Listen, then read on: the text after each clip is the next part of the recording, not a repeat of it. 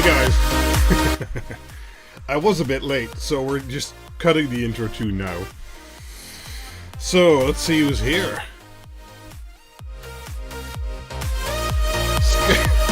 Okay. Timothy Mason is here. Happy New Year to you too. Dotstall Stefan. Guido Julians. Philip is here, that's always good. So we have an admin, that's good. Better be a Dr. Pepper. Nope. We do have a different selection today. And actually, I bought some special cans, but I think I might have accidentally drank them already. Because I had Coke Raspberry and Coke Lemon and things like that. It's gone, I don't know where it is. So, we have cherry. We have vanilla. You know, because I drink regular Coke normally. And then we have Lipton green tea zero, because I used to drink the green tea version a lot, but then I got like diabetic and stuff, so I couldn't anymore. And now they have a zero variant. And then there's green tea. No, this is peach tea zero. So yeah. Oh. And the first one in chat will decide what I drink. Go. First one I read. Oh, the music, yeah, I still need to adjust it down. We're still in the intro, so it's like, eh. So, green tea. Jaco was first. All of them. I can't drink all of them. We did a mixing session once. It wasn't that great. Okay, green tea it is. Jaco won. At least on my screen. No, wait. Sorry. Nope. I got that wrong. Dutch Maker actually won with peach. Oh, damn it. Okay, yep. Sorry. I see. So we'll start with the peach. No problem. I'll show you that I'm opening the peach. Okay, just YouTube verification. There we go. See, it's peachy.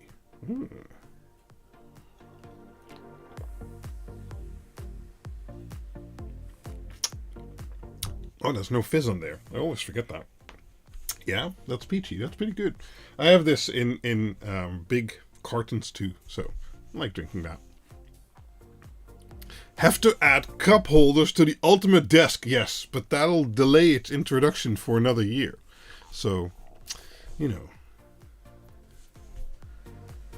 Can we use modular PSU with octa boards? I don't know what that means, Sammy. You'll have to explain. How are we feeling about doing a different subject today? So, no LEDs. Well, there's lots of LEDs. I mean, But we're going to do some PC machine stuff and some Proxmox install. And I was late because I was making a install stick just now. And later we'll do Home Assistant. Probably not today. Today we'll build the setup like you need a extension cord. But we'll get into that in a minute. The peach cans you have to shake first. What? Doesn't say that you have to shake it. I don't know. As long as we get some magic smoke. I hope not, because then it's going to be expensive.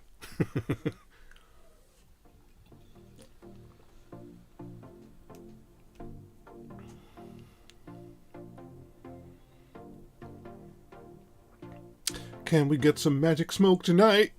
I don't think so. We're going to see. Shake first. Okay, I'll stir it. Stirred, not shaken.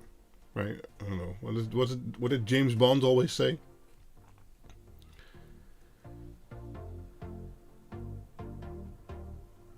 The taste. Oh, the taste is fine. But I'm stirring it. Okay, let's hope it's good. I mean, computer power supplies. Can we use them with octa power boards? Sure. Just make sure to connect lots of cables to have a very high input amperage. And computer power supplies, you also need to pay attention to the rails it has. So the 12 volt EPS plug might be on a different rail than the PCI Express plugs or the Molex plugs or whatever. But best would probably be to cut off some EPS and or PCIe plugs and put ferrules on those wires, or put them in a fork terminal, or multiple of them actually, and jam as much of them in there as you can, because those individual cables are only rated for a few amps. Even though you might have a 1,000-watt power supply, that 18 or 20 gauge cable can only do a few amps. So you'll need lots of those cables to go into the power board to be able to, do the 50 amps the power board can. So, but otherwise than that, yeah, you can. It's not an ideal situation, because then you don't have each wire individually fused, and you have no way of actually distributing how much power goes over each wire. So you have to kind of make sure that they're all the exact same length to balance the power over those. It's not an ideal situation using a PC power supply, but you can use them. Oh, Emil Bart has a 80 amp 12 volt server piece lying around. Okay. Christmas lights Zwolle. Oh, nice. Finally made it to a live stream. Quinder saved my Christmas light show. I did. I don't know how, but I'm glad I did. Mad props. Nice. No, also, that's right, Philip. Also, don't mix voltages. So only use yellow cables if they're colored, but 12 volt. Yeah. Sure, no problem, Sami. So yeah, it's not ideal, but you can use them.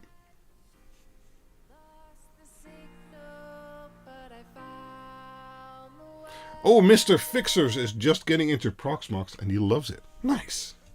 Yeah, I've been running Proxmox for a few years now, and since I also really like ZFS and things like that, it's been a perfect fit for me. Before that, I ran like ESX servers at home for like 10 years, but they kind of got too restrictive, and I mean, they're enterprise focused, and I get that. So yeah, at home there was just Proxmox is a better fit, I think. Hello there, Scarlax.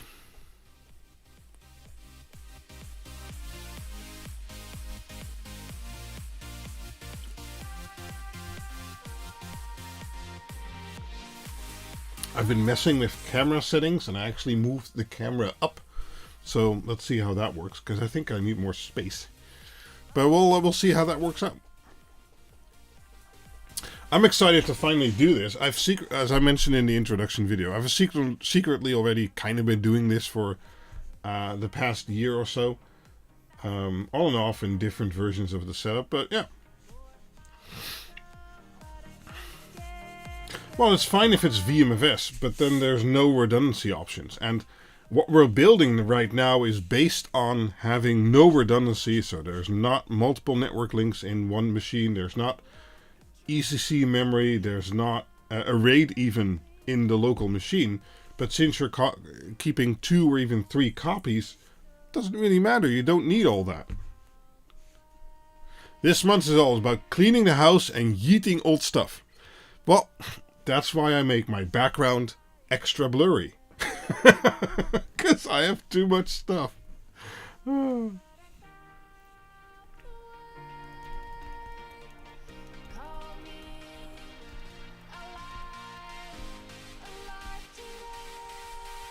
you have an Intel NUC lying around. Well, it kind of depends maybe on the amount of memory you have. If you have like 8 gigs, it's not really suited for VMs. But if you have like 16 or 32 or 64 even, yeah, that'd be good. All the machines we're going to use today, I have tested with 64 gigabytes, and that all works.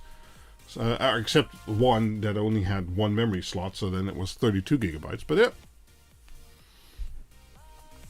Oh, Stefan, you started using Proxmox based on a video of me. Now using it in production server environments, and it works great. That's awesome. Never too much stuff. I tend to agree there, if you look at Quinboxed, but then again, there's more stuff coming in that goes out, and at some point, yeah, I'm starting to reach the ceiling here, so something's got to give. Oh, an early question for Proxmox. Can be addressed later. But if each Proxmox node has at least 2 NICs, is it recommended to connect them in a private management replication network? Depends on your needs. Sure, you can. Initially, we're not going to do that here. But might be a dedicated live stream, like configuring the replication to happen on a secondary network card. I do have 3 2.5 gigabit network cards too, although I don't have a 2.5 gigabit switch here. Maybe I could scrounge something together, but I don't know. Today we're going to be using this. This is a cheapish Netgear 5-port gigabit switch. So we're just going to use 3 gigabit ports and that's it. Will you be testing Zigbee sticks? I don't actually own anything Zigbee. I do have a Zigbee sticks because I know it went through Quinbox at some time. Because I was like, I need to do something Zigbee, man. And then I bought the stick, but never bought any Zigbee thing. So, yeah.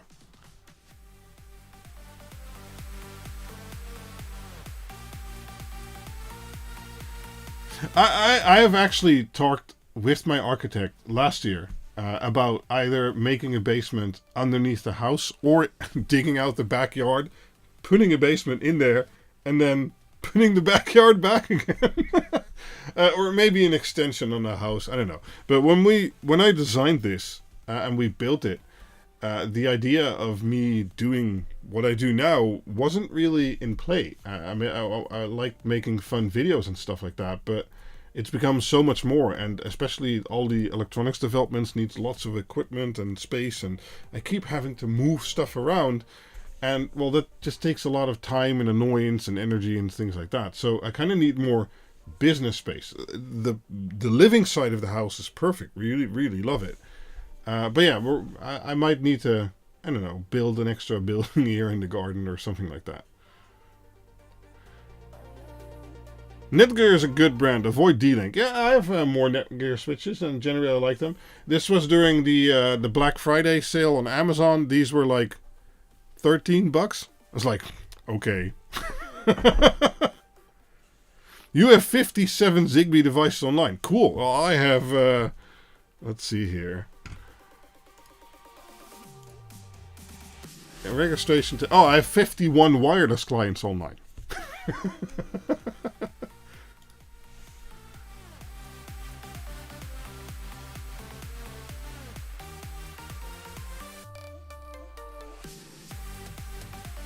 Oh wow, Andy Mock is adding Zigbee devices like 1 a day. Get some millimeter wave Zigbee sensors, you won't regret it. I just build them on Wi-Fi. I don't, or BLE, but I don't see the need for Zigbee, at least not in my home. So, yeah. I've already got wireless coverage everywhere. Why would I bother with Zigbee? And if it needs to be really low energy, BLE's been working okay for me, so, yeah.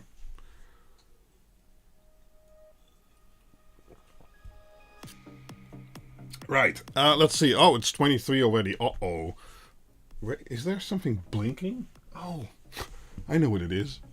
It's we have an automatic door on the chicken coop, and I think it's sometimes blinking a red light, and the window to the chicken coop is right there. So, oh, ground level water. Yeah, maybe. The house is on 11 or 12 meter poles anyway, so they're concrete drill poles. So, I mean, in theory it's possible, but I don't know. I mean, maybe it's also like $3,000, and I'm like, maybe no. I don't know. We'll see. Yeah, I believe there's some motion sensors that do BLE. I've actually been testing one for like 2 years now. I bought one, I set it up, and it's still working. I just never did a video about it. Maybe I should do that. It's linked to ESP Home, to an ESP32, and it's been working flawlessly ever since I set it up. It's really easy, like my other BLE sensors. So, but yeah. Chicken sending Morse code. Who knows? Send more food. Nah, chickens be sleeping. Okay, let's get the Coke out of the way. Oh, and the iced tea. Oh, maybe I should shake this one, huh? So, Is this enough shaking? Oh, you have 34 Wi-Fi devices as well. Okay. Okay. I'll put it upside down, right? Okay. So, first things first, we're going to need some peripherals, because there will be a dedicated hardware video where I go into the dedicated, the server boxes I have, etc. But to start, they're basically just machines from AliExpress. They're based on Intel notebook CPUs and low power CPUs. And the lowest one is actually a quad core that does about 6 watts idle and maximum 15 watts is passively cooled. And then I have two higher wattage machines, and I have a medium low end machine and things like that. But there will be a dedicated video where I did benchmarks on all of them, so you can kind of see how they compare compared to the price, and if they can take 64 gigabytes of memory and what kind of storage you can get in them, etc. So we're going to be using 3 of those machines, and I'll make it 1 medium low power and 2 high power, just because that's what I'm going to run in the end too. But I'll show you in the hardware video, which will come later, what options there are, because there's really cheap options which would work fine, but it just depends on your need. If you want to do a little bit more than Home Assistant, maybe run a few VMs and things like that, you need a bit more power. So but to set that all up, to set these 3 machines up, we need some infrastructure. And as I mentioned, as I just showed, I bought this switch. Let's focus on that a little bit. There. So let's unpack that and hook that up, see if it works. Because this is basically what I normally do and prepare in the video alone. But now we're going to do all these steps. Jesus. Together, basically.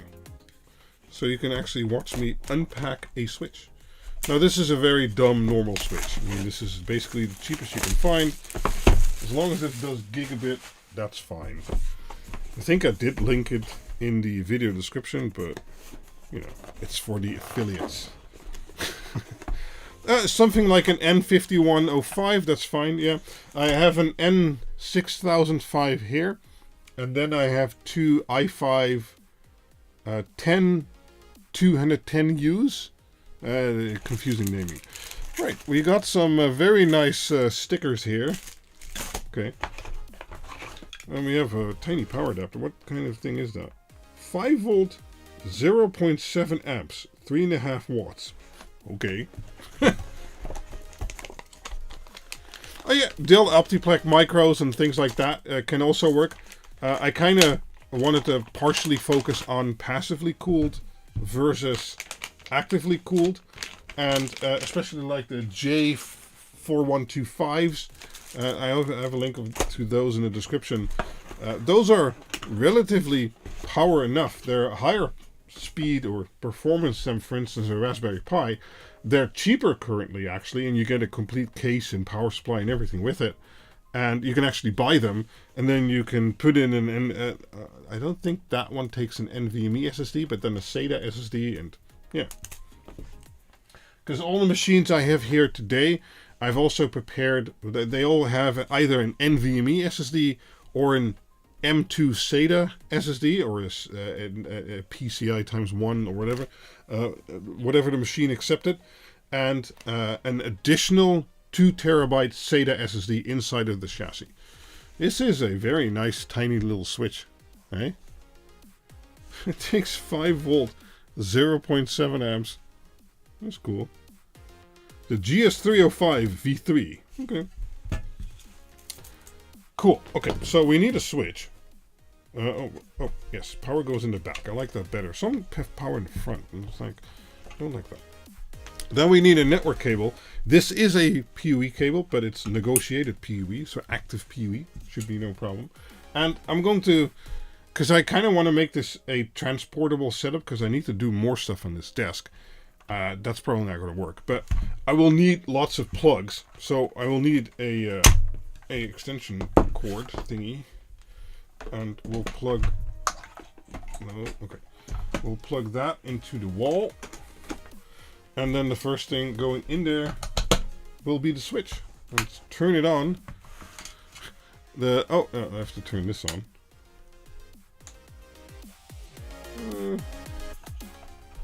There, now it's on. And this one actually has sockets for all of the, or buttons. I like that. Okay, it's actually plugged into my power meter, and we're currently drawing 2.22 watts. And if I switch this off,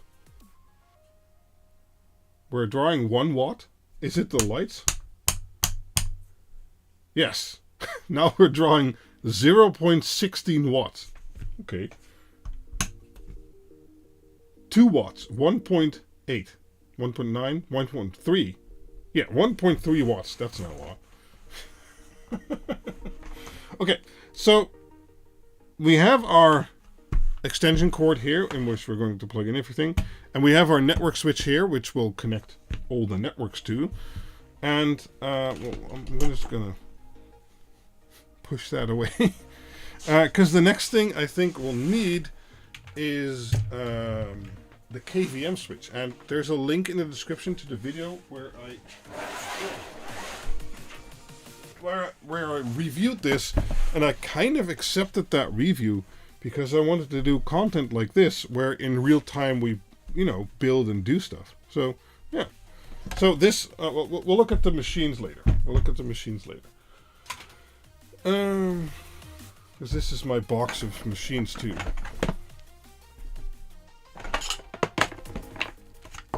Later is not very far away, actually.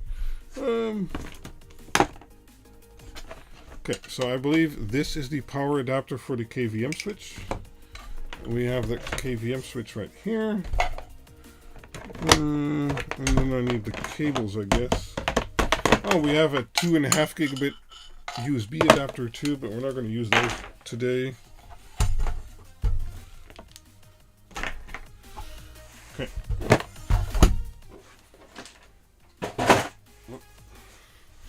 So this is the TESmart KVM switch, and if the link in the description doesn't work, there's others. You can look at their website. And it's no longer available on AliExpress, just that link or at all.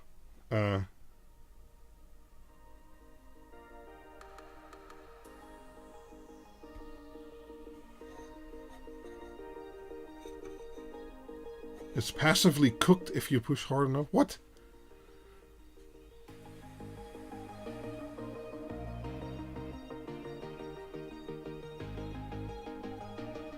Anyway, yeah, you know, just search it, and then you can paste it through the Discord bot, and then post it here, Philip, if you want. So yeah, this is the. Let's look at the type then. The HKS0401B2U, but in the end, it's a 4-input HDMI KVM switch, which also can do keyboard and mouse. So you can hook up one keyboard and mouse and one output, and then we can control all the machines. So let's, I don't know, put that over here. Let's give that some power.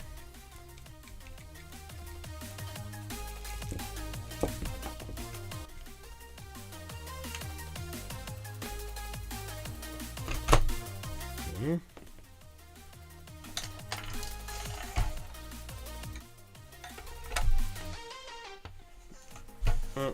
Turn the socket on.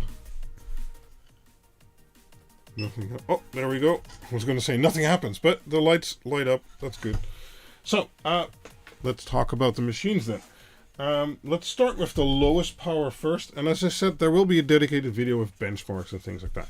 The lowest power is this thing. It's from Venun, but it's partly an OEM vendor, so there's multiple vendors giving you the same thing.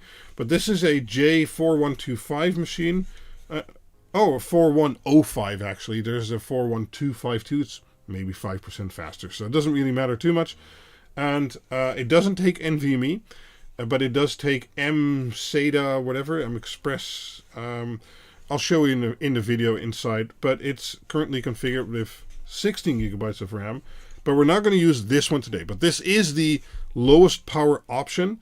It's passively cooled. It's faster than a Raspberry Pi 4, but it's yeah, you know, it's a cheap machine, and if you want to run something that does Home Assistant well, this will do that just fine. But if you want to do more stuff, it could get too slow.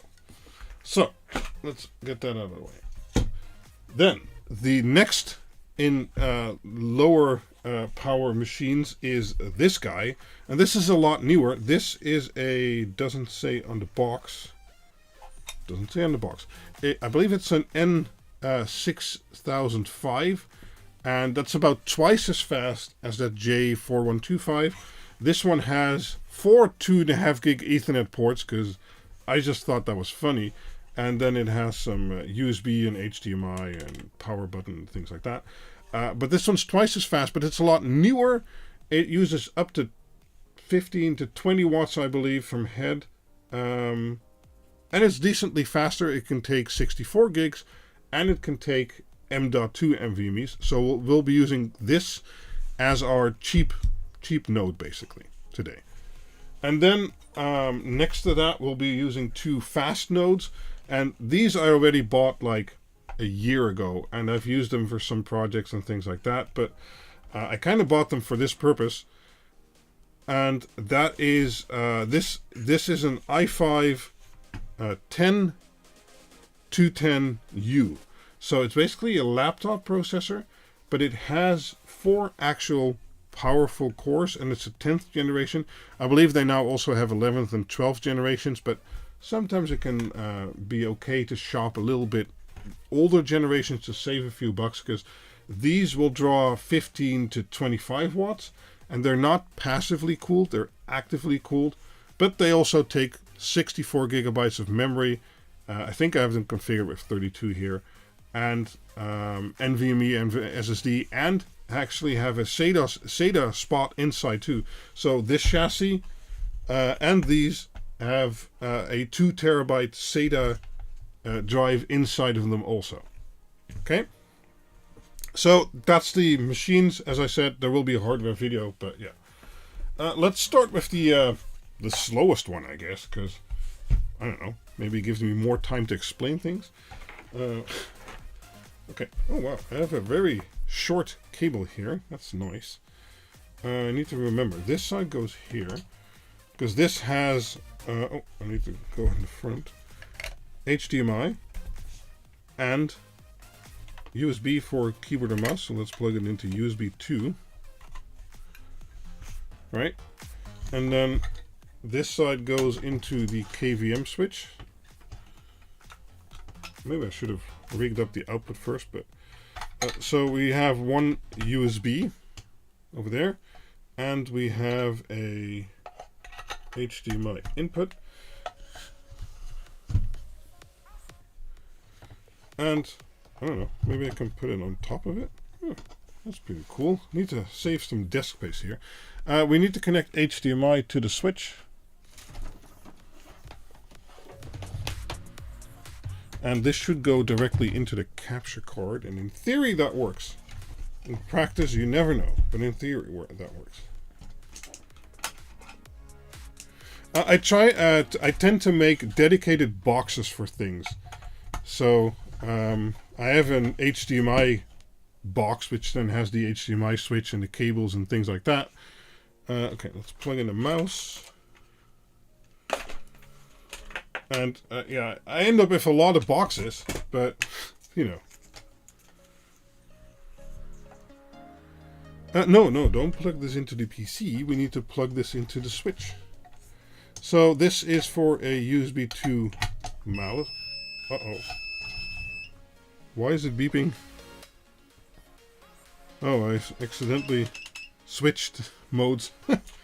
Okay, and we need a keyboard. This is going to be a giant mess on the desk, but in the end we'll probably be looking at the screen more than at the machine, really. Okay, so I'm hooking up USB mouse and keyboard.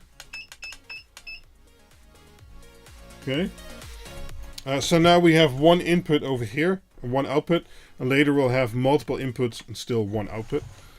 And the last thing we need is a network connection for this guy. Cable spaghetti, yeah. I'm trying to get it out of the screen. Because we'll be mainly using the keyboard, so let's hook that up. It's an old ducky. It should still be good. There we go. Oh, it lights up. That's good. Okay.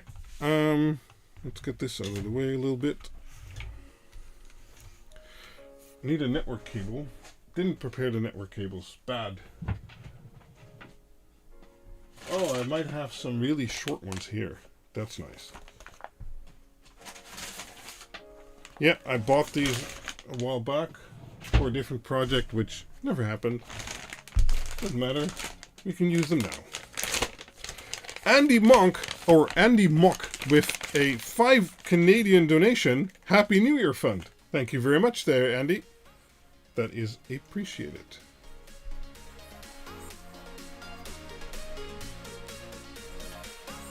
So these came through Quinbox, I think early 2022 maybe? Maybe before that, I don't actually remember. But there are these really thin Ethernet cables, and I got some really short ones because, well, this might actually be too short. Wow, that is very short. Let me see if I have longer ones. Oh. Because I wanted stuff that I could use easily on my desk and wasn't too cumbersome to use, basically. So this looks like the same length. Okay, this one. These are all the same length. Yeah, kind of makes sense. Yeah, 0.5 meters. 0.5, and this was 0.5. Okay, let me see if I have a longer one. I think so.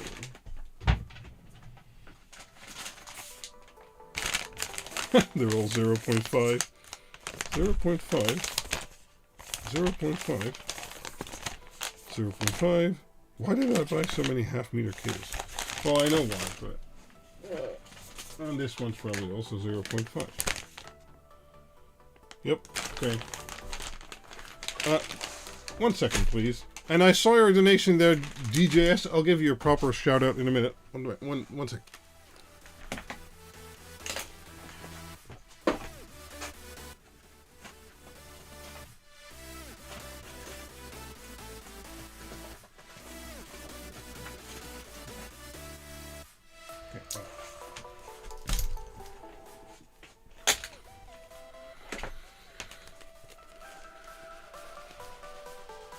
Yeah, I'll try the half meter, but it's kind of becoming a mess.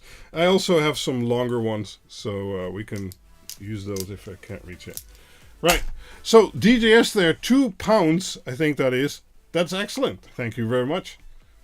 That is very much appreciated. So this one has multiple Ethernet ports, but we're just going to use ETH0 and connect that to the switch, and we'll see how far the half meter goes.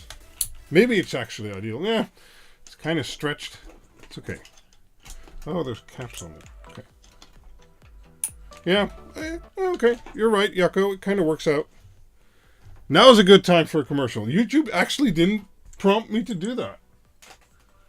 Okay, so we'll get some more half meter cables. But we'll boot this machine first. The only thing left to connect is the power adapter for the machine. And I have those hanging over here. Luckily, all machines take 12 volt. And at least with 3 of them, I got the same adapter. So that's this guy. And this does 12 volt, 5 amps. And I believe most would have enough with 2 or maybe 3 amps. But I'm just going to pile it on. Oh, man. Okay. Oh, this one takes power in front because that's a thing.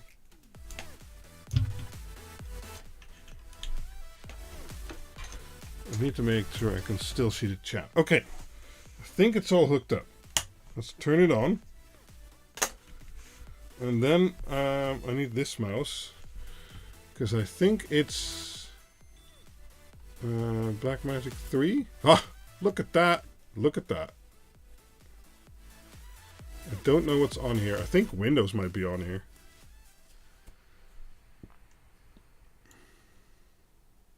Updates are underway. Okay, let's not... Oh, I'll put the chat over it. There we go. The best of answer for you, Winnie the Pooh. Okay, what? Do I have a mouse? I have a mouse. Do I have a keyboard? Yeah, I have a keyboard too. Sign in.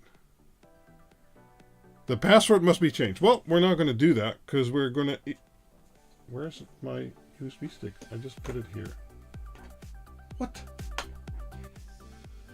Because we're going to erase this system anyway. I thought... Uh-oh. I do not understand. I showed you a USB stick, right? Because I now need this USB stick. But where did I put it? What video software do you use for your live streams? This is OBS. Just a normal plain OBS. And the Magic is a Blackmagic Decklink Quad HDMI. So that it has 4K HDMI inputs. And that works great. Because all my cameras are DSLRs. And then I can do captures like this. And, you know. Okay. Where did it go? Oh. Oh, here it is. Okay. Phew. What's going on? What? Okay, so we need to insert this USB stick because we're going to erase what's on here anyway. And I know you can't really see right now, but... Okay, and I'm just going to turn the machine off. Oh, might have gone in standby. Yep. Okay, whatever.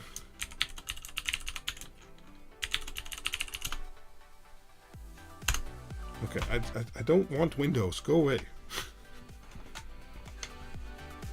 I have Windows on there because I did the benchmarking. No, I'm pretty sure it wasn't black, but...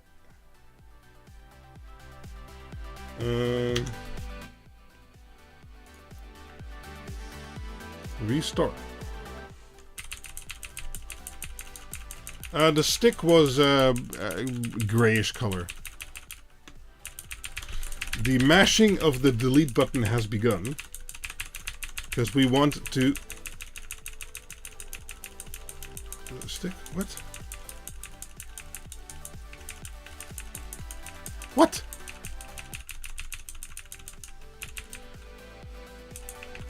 Because we want to start booting from the stick, but... stupid restarting.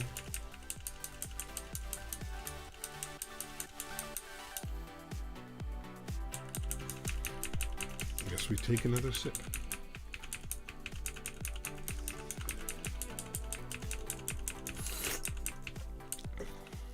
Come on. No, it's generally delete, or maybe F12, or both, or... Yeah, you know what? Oh, okay. I was going to pull out the power plug. Oh, there we go. We're in the BIOS. Now, this is the N6005, as I mentioned. Is the... Too many mice on the table now. Let's do it like that. That should be big enough, right? I think so. So this is N6005, and this one has 32 gigabytes, so that's 2 times 16, I think. But these Chinese little box machines, they come with all the options in the BIOS. Like, I mean, you can change all the power stuff and boosting and firmware updating and overclocking if you want to. ACPI settings, there's a hardware monitor and serial port. Acoustic control. It's passively cooled. Who cares? Yeah.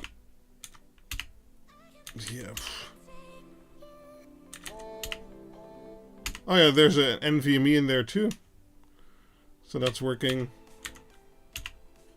All kinds of crap.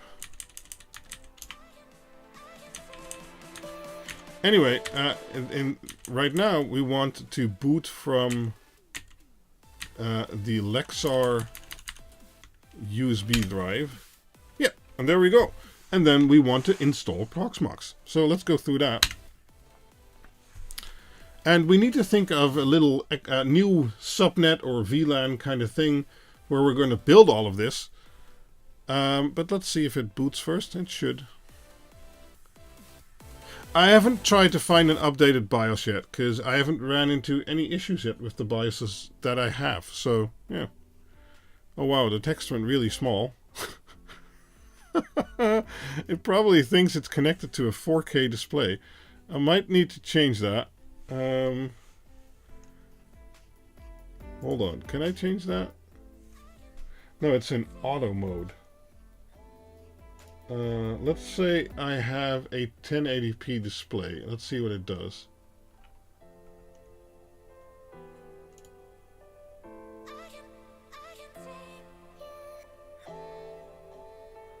No, I need to have it on auto. Okay, I'll try and make it work. But I'm reading it basically the same way you guys are seeing it. So let's see here. I agree. Yeah, that's too small. How can I force it to have a certain resolution? Maybe if I put it in like 720p and then reboot the machine. Let's try that, right?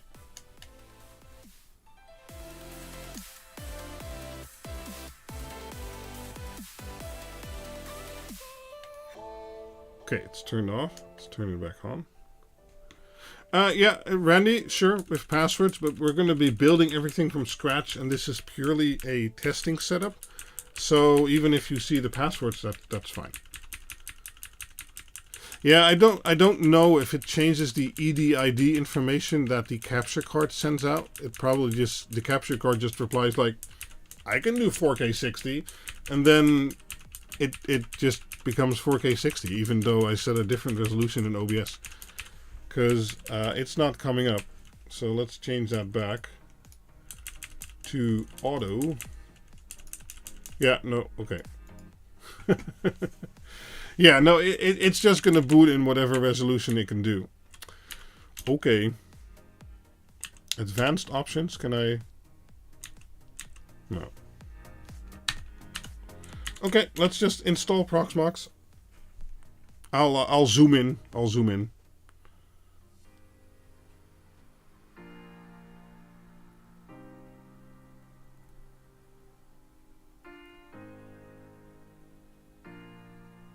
Oh, this one has a lot of network cards.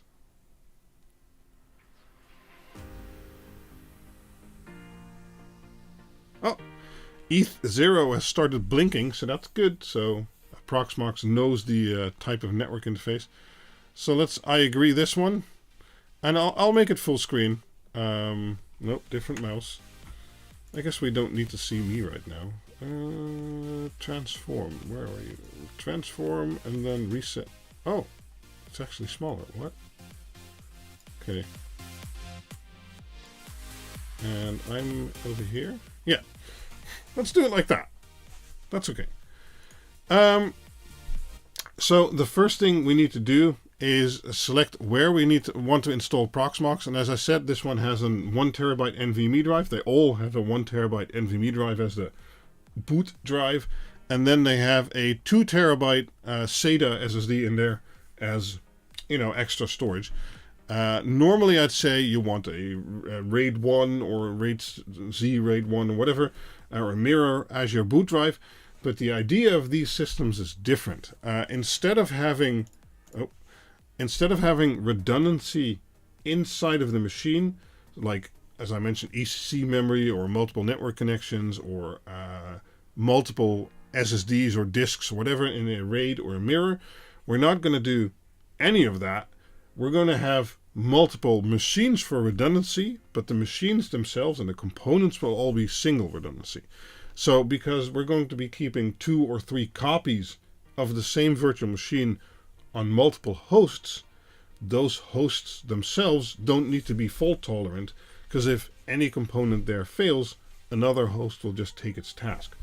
So it's a different approach like we used to do it, and in the old days we wanted a server with a enterprise grade processor and ECC memory and RAID and all kinds of expensive high availability stuff, UPSs and battery backups and things like that. And this is basically the reverse. We don't really care about this node. If this one node fails, there's other nodes will just take over its task. So we don't need all that redundancy crap, basically. No, you don't need a lot of storage for Proxmox, but I happen to have the 2 terabyte SATA SSDs for another project, and basically this will become my home testing cluster, and I run lots more VMs and things like that. So for me, having 32 or 64 gigabytes of memory and having a few terabytes of SSDs in there is beneficial. Now, as I explained in the intro video, Proxmox can run on, you don't have to have the same hosts. You can have mixed-matched hosts, basically. So you can use one of those very low-power machines and then 2 high-power machines, or even just have 1 high-power machine and 2 low-power machines. You need 3. You can work with 2, but I don't like that setup. So you can mix and match, because in my case, I'll have my 100-something terabyte storage server as part of the cluster. And then 2 or 3 other nodes which will run other stuff, basically. Proxmox is a virtualization Linux distribution. You can look it up, Rolfs. 128 gigabyte NVMe enough? Yeah, sure. If you just want to run Home Assistant and Proxmox, that's more than plenty.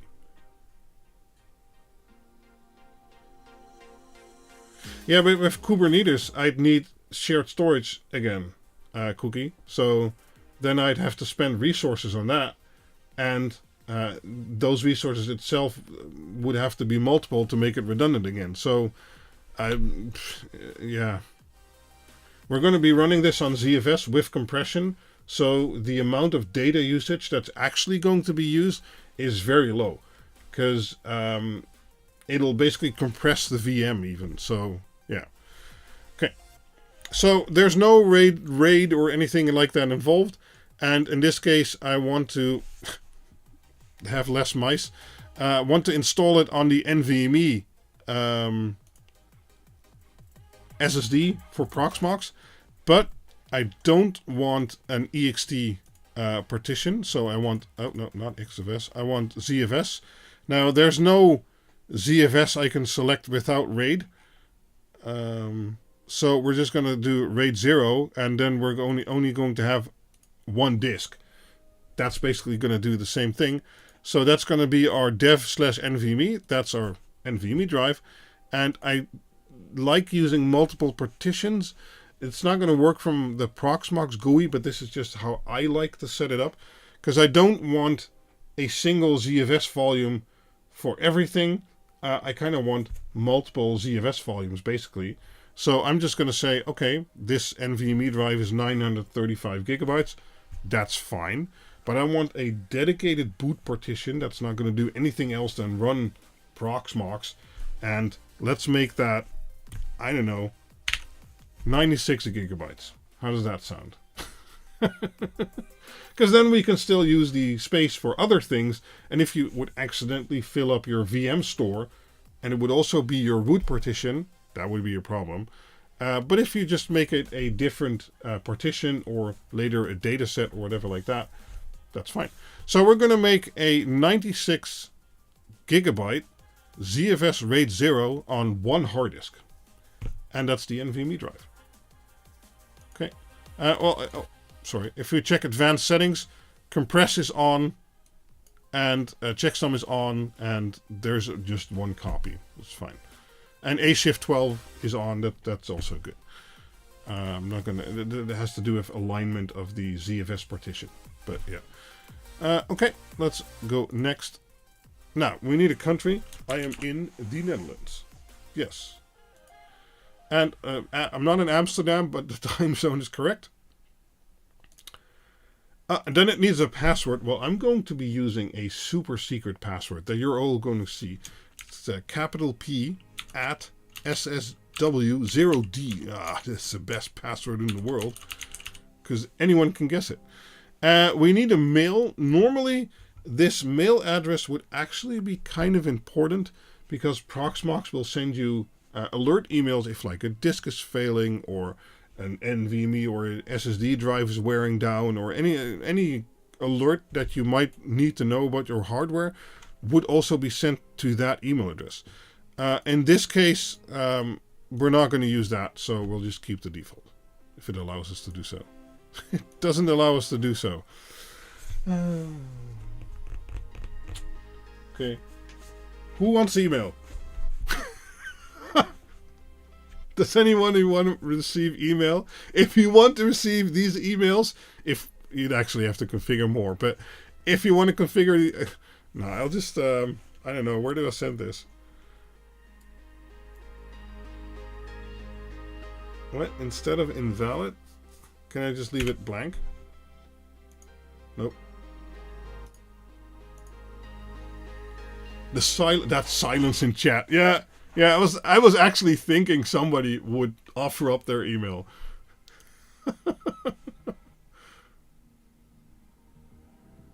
Temp mail. What?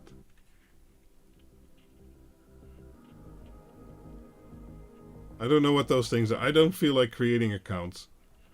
I'll just send it to quindor@quindorian.org. Don't mail me there. I won't respond. But yeah. Okay. Next thing is we need a network interface, and we have 4. We're just going to use the first one. Anything at spam.la will work.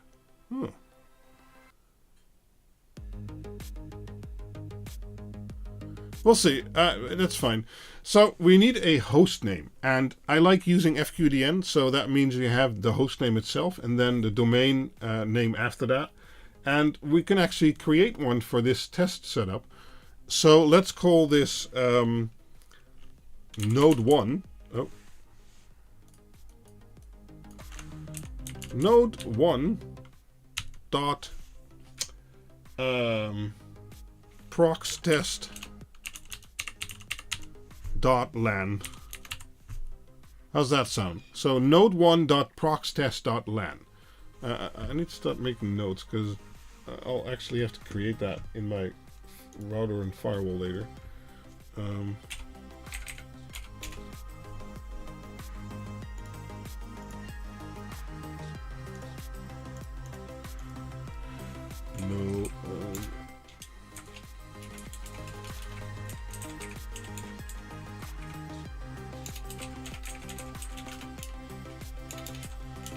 Okay.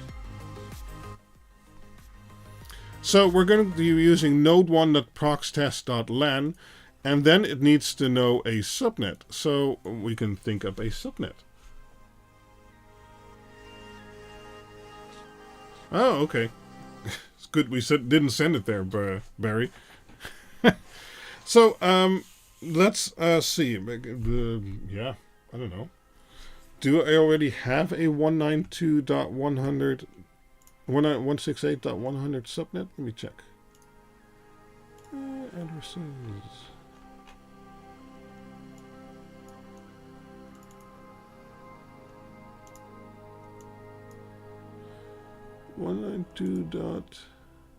No, I don't. Good. Okay, so we can keep the 192.168.100 is fine. I am going to make this, since this is node 1, I am going to make it 192.168.100.10, because then we can have .10, 11, and 12 for node 1, 2, and 3. Sure, 172.16 can work, or 10 can work. 10 I use for my production networks and stuff like that. So let's keep it at this. The gateway I like having as the last IP address, so 254, and since my firewall will also do DNS later on, alright, I'll actually have to create this, because otherwise it can't get updates, huh? Let me hit my firewall a little bit.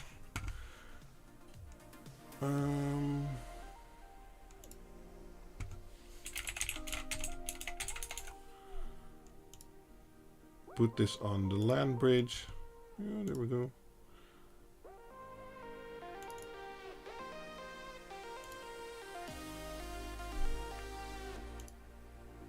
Yep, that should do it. Doesn't do DNS yet, but... Yep, that's correct, Philip. But at least it should be able to reach the outside world now, and I'll set up some more rules later. So we select our network card, and we have our proxtest.lan that we're going to be building everything in. And then we have 192.168.100.10 as the address /24, so we have 255 addresses. And we're going to use 254 as the gateway and the DNS server. And I just added that IP in my router. So it's not a VLAN, but it is its own subnet. And we'll be building everything in that subnet. And it can get out of that subnet using my router. Hey there, Dave Odessa. Yeah, but I actually don't use 192.168 for anything in this house. So using it for this test network is fine. Okay, next. Wait. Okay, gives us a little overview. That's fine. Automatically reboot. That's fine. Install. So Proxmox install, very basic. Just needs to know where does it need to go, what IP do I need to have, and then it installs.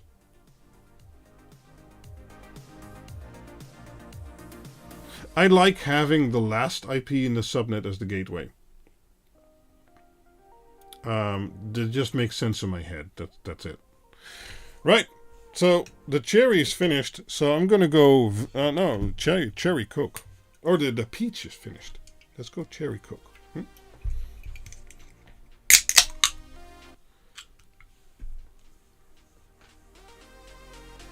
Should be pretty fast.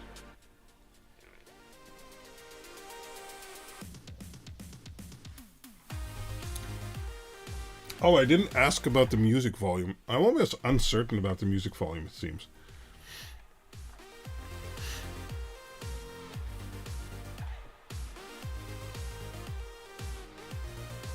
Well, it's just the installer. What is actually being installed is CLI only. So, but we'll switch over to, the other interface. We're actually going to be installing all the 3 nodes before we actually go into Proxmox.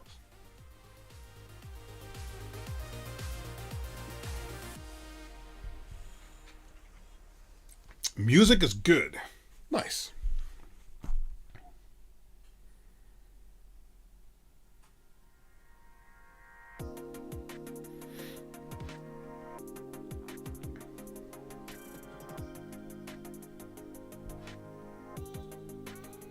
I have a router board RB4011, so a MikroTik router board.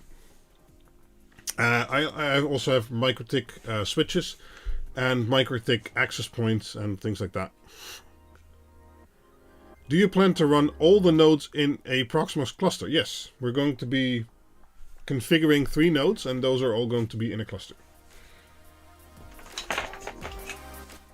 So we're actually going to be building that cluster in the live streams.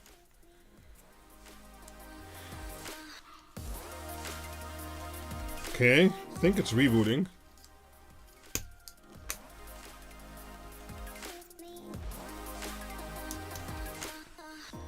Yep. Okay, let's take the stick out. Proxmox virtual environment. Now, I didn't check beforehand if it was in emulation mode or in native mode in the BIOS. Guess it doesn't matter too much. Oh, we already have the login here. That is not what I want to be moving.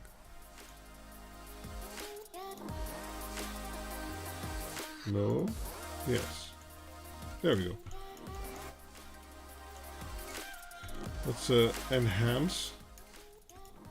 So this is the Proxmox prompt that you get. We can actually log in. So yeah, we can log in. Let's see. Well, I have zoomed in. But it tells us if 192.168.100.10 and then 8006 is the port we can get at the management. And other than that, I just entered a command to see how much disk space and stuff we have, but there isn't a lot configured right now.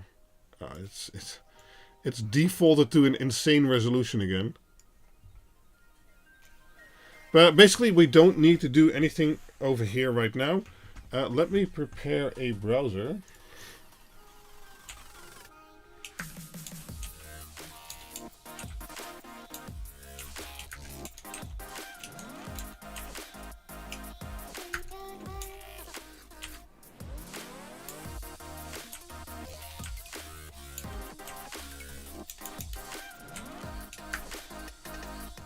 Okay.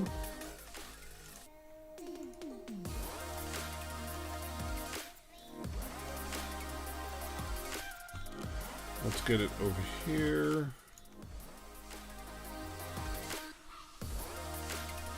And let's go to the address real quick.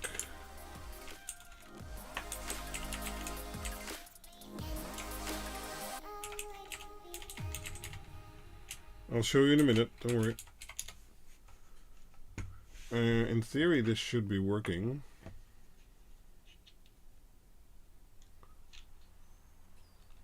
Think if I configured my router correctly.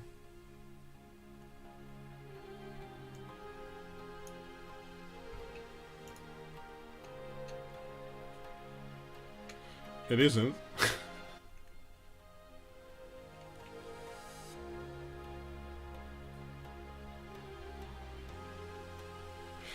Don't worry, Miss Cookie. There's often multiple ways to get to the same place, so maybe you can watch back later. But thanks for being here. It should be ha ha ha, right? Yeah. I can't reach the node. Let me try and ping it.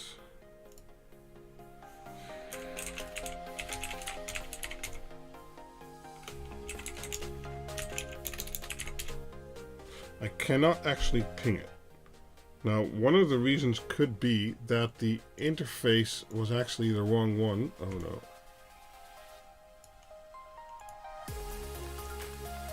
So let's quickly test that. Can I ping the gateway?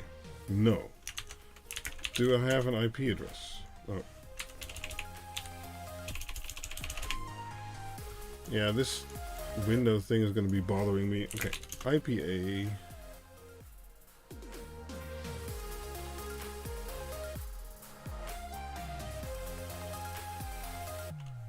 Now, it could be that it's the fourth interface. Well, there's nothing to check in the logging, really. It should automatically add the route if I add it as an IP address, I believe. Let's try that again. Nope. Okay, so it's also not the... Okay, now it says destination host unreachable. Okay. Ah, cool. Yeah, I'm used to the MikroTik switch stuff, so... I do have an uplink cable in my switch, yes. Can I show you? So, here's the switch. This is the uplink cable.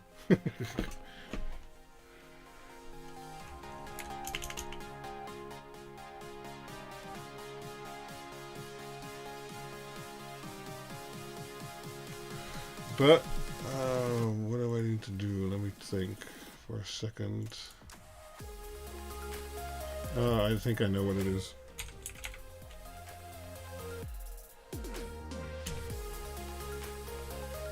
There we go. I made an error in my firewall.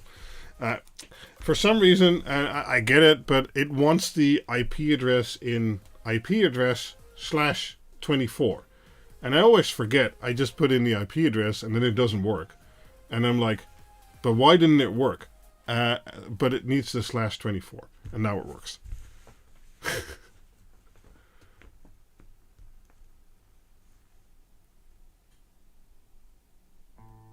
Yeah, but it's pinging now, so that's fine. So in a MikroTik, if you go to IP/addresses, and I have a bridge for my LAN segment, and I just add an IP address to that LAN segment /24, then it automatically creates a network for that, and it also automatically creates a route for that, etc. So I should now also be able to ping Quinled.info. Yep.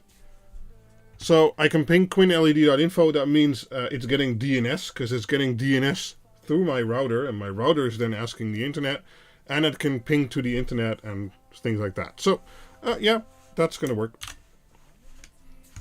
Okay, so now then I should be able to ping it from my computer, and I can, and I should be able to open the interface, and I can. Okay, let me share that. Where is my browser?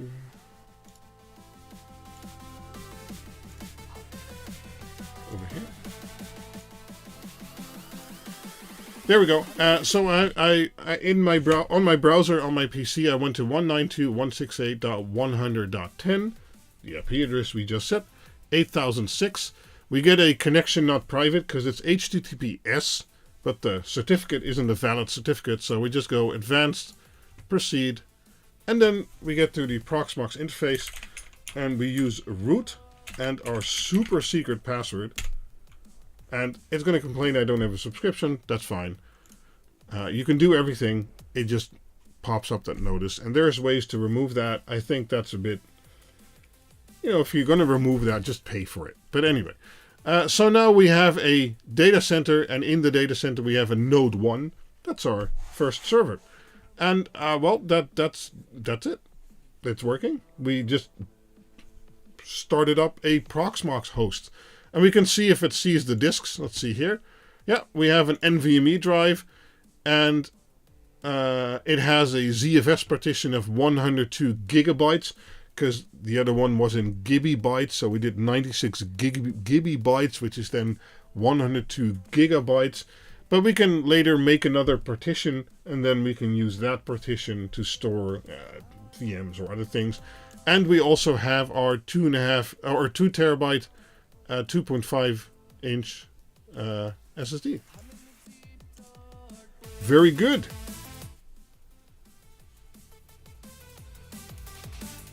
Oh wow, they did an article in CT and they mentioned the Queen LED boards. I'll need to get a hand of that. That's awesome. Because there was a Dutch magazine which also did an article, and they kind of missed a few pointers. I don't mind if they don't mention my boards. I'm not the only one in LED land out there. But they kind of missed some stuff there that was like, I'm not sure this is good beginner's advice. But cool, I'll have to look that up. That's awesome.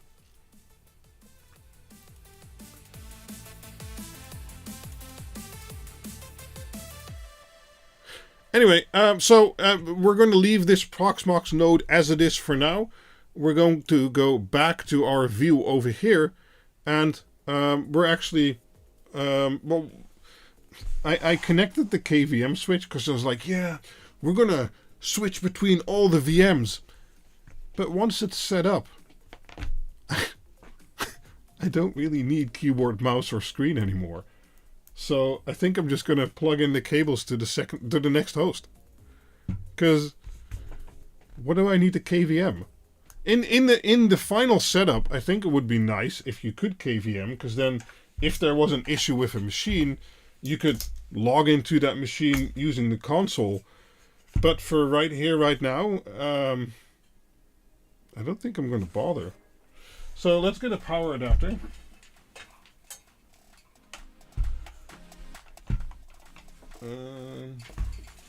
Come in. Whoa. This is going to be such a cable mess. It's amazing. Okay, let's plug that in.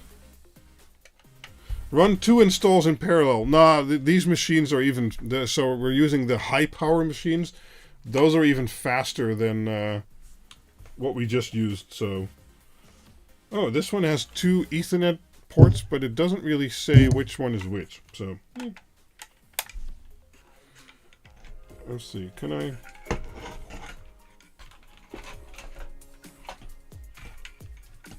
Yeah, that Ethernet cable's pretty short. Okay, I think I'm going to do it like this. Wow, this is a mess. Okay, and then let's exit here. Okay, and let's steal these cables. My desk is a giant mess, yes.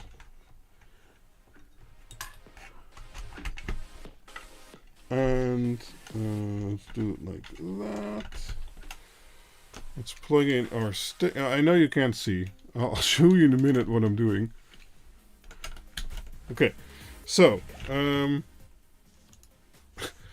if we now look at what I've built, it's basically on top of here. This is the first Ethernet cable. It's kind of tight.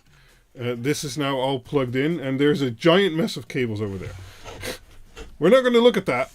We're just going to... Oh no, the power button is on the bottom. There, power button. Oh, I need to turn on the power. Power button? No? Oh, there it goes. Okay. Oh no, I can't see chat like that. Okay, wow. Wow, okay. I need to turn on this.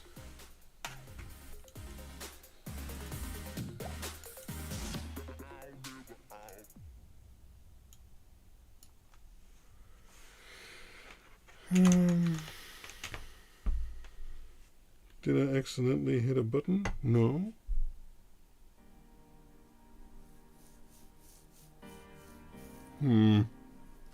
We are not getting a display output.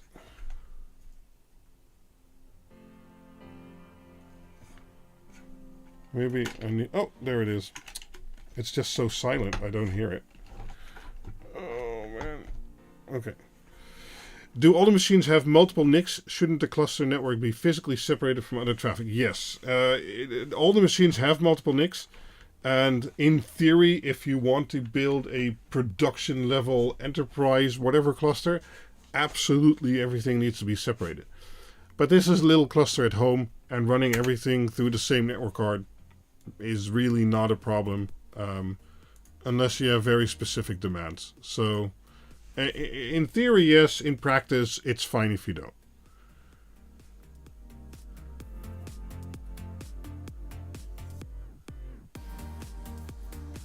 That's okay, Marcus. Actually, if you are on the Discord server, maybe you could get it under a good light and then make a photo and post it somewhere on my Discord. I'd actually love to read it, the whole article. Oh, for my total house idle, I think it fluctuates between 800 to 1500 watts. That's because I have multiple servers running, like the Chia servers, and the heat pump is always doing something, and there's always something going on. So yeah, and these winter days, generally we're using 50 to on the day it was actually freezing -8, like 90 to 100 kilowatt hours. So this node has 64 gigabytes of memory and a i5 10210U. So that's a lot higher performance machine. And again, this one has crazy BIOS options. Any option you'd ever want, you can basically configure. Generally, the standard should be fine. As I said, this unit does have a fan because it's higher power, but it's running at 560 RPM right now, so you don't hear a thing. But we want to go to our USB stick, and it's in UEFI mode. That's fine. Okay. Invalid signature detection. Oh, okay. Oh, it's not allowing me to do that. Oh, wow. Okay. That's likely because Secure Boot is active, and I need to delete the Secure Boot signature.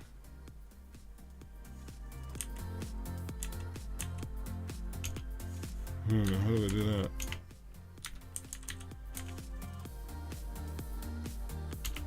And just disable Secure Boot.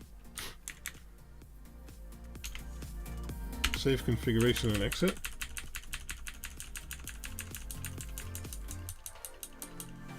Yeah, these days are expensive, Stefan. And in the summer, we can easily generate like 60 to 70, 80 kilowatt hours of solar. But that's not happening in the winter.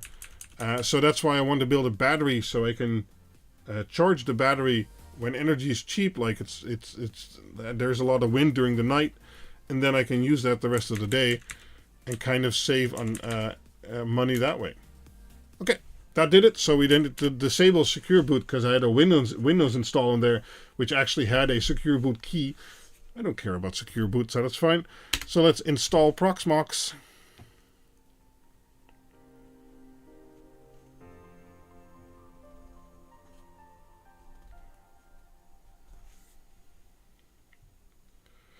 I have 33 panels on the roof of 265 watt, and then there are 11 panels on the garage of 300 watts, which we put that later. So we have 44 panels or 12,000 watt peak. Yeah.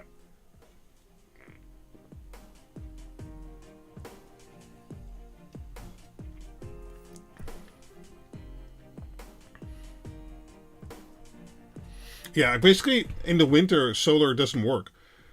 So I want to buy power cheap and then use it when it's more expensive, or even sell it back if it's lucrative. Here we do the same. We go to options, we go to RAID 0, and we select only the NVMe disk, and we say 96 gigabytes. Compression and everything is on. Okay. I'm gonna see if I can preview this on another monitor for myself.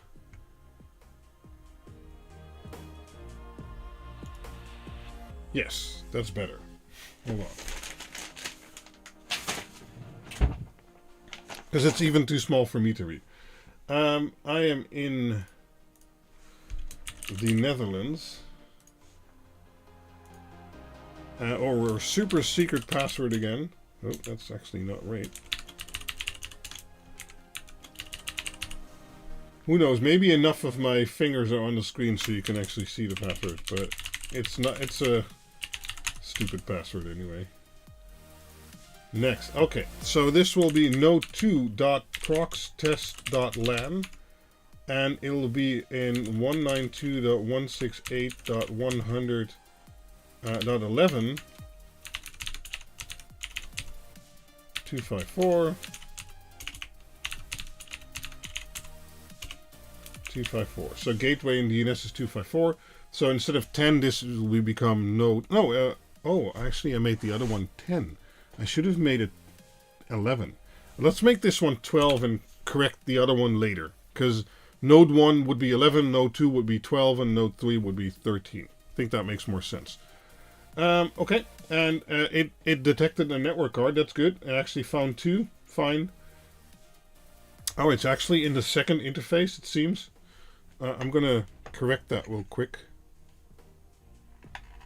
So the interface closest to the USB port is 1. And the one next to the HDMI port is 2. Okay, that's fine.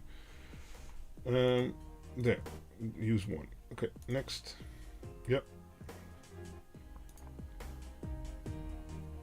Creating partitions. Nice.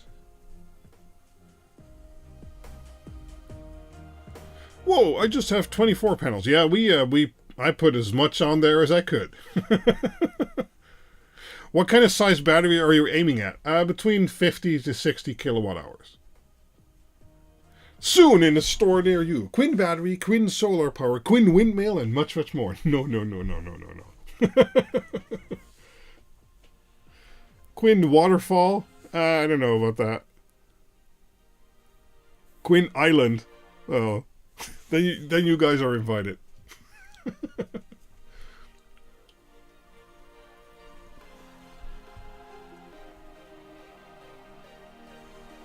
Oh no. I actually forgot to hit the record button in OBS. Well, I guess YouTube is recording, but I always like to keep my own record. Oh well.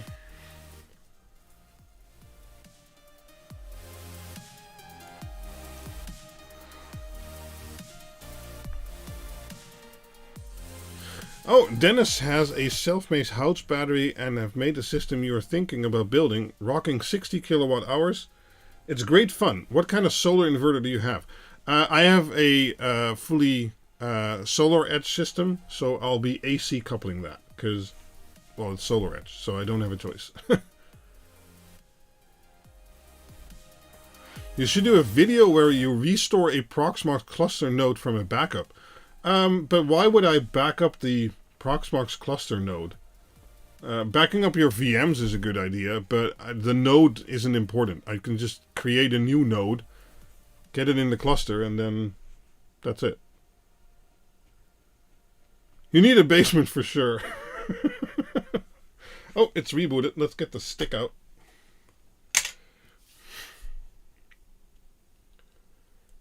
Queenie-land. Oh my god, no.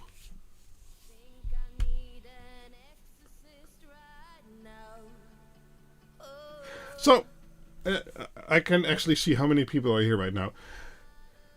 I've been thinking. We're about 50,000 subscribers right now, and I'm going to be doing and going to Camp Zone again this year, because we're doing a Camp Zone. That's one of my LAN party events. How would you guys feel if I organized something like a meet and greet on Camp Zone? So like, meet the Quindor, you know, in real life. Would like some of you guys be willing to come to that? Our node is up, so let's see if we can log in and ping. Oh. Do it! Oh, Stefan would like that. Nice. Let's see if we can ping the gateway. And we can. Cool. So Camp Zone this year will be in Zoetermeer, and it will actually be very accessible using public transport and stuff like that too. Normally Camp Zone would be somewhere on a back road somewhere, but we're pretty close to the city center this time. And I was thinking, yeah, maybe that's a fun thing to do. Prepay to reserve my ticket, says Philip. Thank you for the donation, Philip. That's awesome. When would that be? That's a good question. I believe it's in July. I actually am embarrassed that I have to look that up myself. 28th July until 7th of August, and then somewhere in between that range. I don't actually know yet. Zoetermeer. Oh, that's your sister's ex lives there. What? I don't know about that, Philip. I'm in Australia, so it's going to be a little bit of a commute. Oh, yeah, that's for sure. No trains at the moment in Zoetermeer. Well, they'll probably have that fixed by August, I hope. Is there an airport? Not in Zoetermeer, but it's somewhere close. Just a bit too far from New Zealand. Yeah, I can imagine that. You have to queue for a meet and a greet with Mr. Beast? What?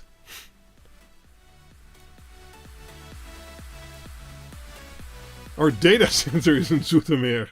Hey, you can combine the visit.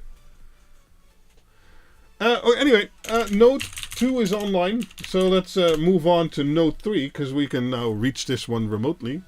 I guess I'm going to pile on more stuff on my desk.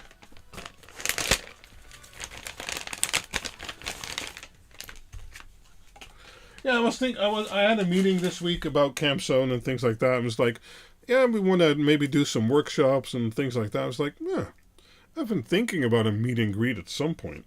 So, you know, why not do it there? It's vacation period.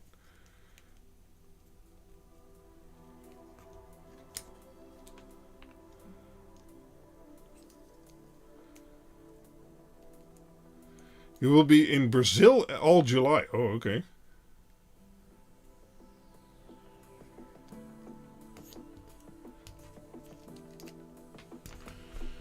Okay. These Ethernet cables come with these little caps and you have to take off. It's kind of a bit too much for me, but okay. It's not fiber, man. Right, second node, or third node, actually. Use the Ethernet port closest to... wrong mouse. Closest to the USB. Let's connect that. Then I need this cable and this cable from over here. And let's connect that. This guy. And then I just need power. And I'm just going to stack it on top of here. That's the way to do it. Oh my god. Okay. Maybe not on top of there. Power. Yes, I have power here.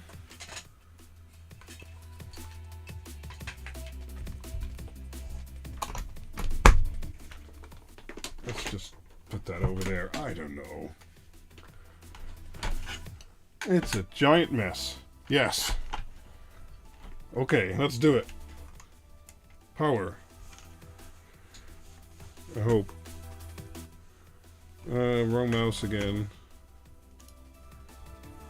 No power? Oh, I need to turn on the socket. We'll come over from Belgium. Yeah, from Belgium it's like a 1.5 hour drive or so. It depends on where you are in Belgium, I guess. But yeah, it's not too far. Cool. Let's try again in the BIOS immediately now and not see Windows. What a waste of plastic. Yeah, caps for an Ethernet cable? I mean, come on. Yeah, so this one has 32 gigabytes of memory instead of 64. But otherwise it's the same. It has the same SSD, NVMe SSD, and the same SATA SSD. Let's turn Secure Boot off. Oh, I don't think it's on this one. Oh, Secure Boot. Oh, it's disabled on this one. Okay, that's fine. Let's go to the UEFI Lexar. Cool. Let's install Proxmox. I don't know SolarEdge. I fell in love with Victron. Another great... Yeah, I am going to be building a Victron system. But the problem is because I already have 44 solar panels with a SolarEdge inverter, each of my panels has an optimizer on it, which is only SolarEdge compatible. So I'd either have to take those off somehow and then plug it into the Victron system, but then they'd all have to come off the roof and back on the roof, and I just don't think it's worth the hassle right now. Maybe I'll do it in the future, I don't know. But you can easily AC couple them, and then I can just keep using the same inverter and the same panels and everything I have. So that's what I'm going to do right now. 2-hour drive near Antwerp. Yeah. Well, I do expect you there, Philip. Come on. You should be able to. I hope you can make it. Well, it's an idea I'm playing with, so it's not yet guaranteed. But yeah, I think it'll be fun. So let's see. ZFS RAID 0, 1 disk, 96. Okay, next. I'm in Amsterdam. Not really. What? America? Oh, no, I'm in Netherlands. Sorry. Okay, next. Password. And my super secret email address. So this will be node3.proxtest.lan, and it will be 992.100.13, and this will be 168.100.244. 254. Next. Install. Sure, yeah.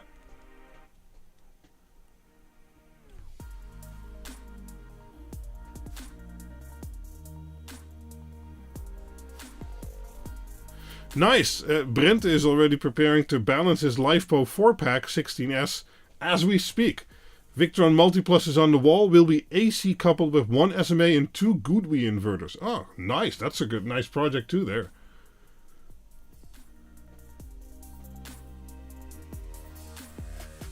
They talk about another kind of world.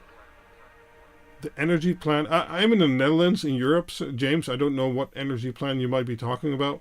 But a Tesla Powerwall for the same amount of capacity would be, I think, 10 times as much. Something like that. So, yeah.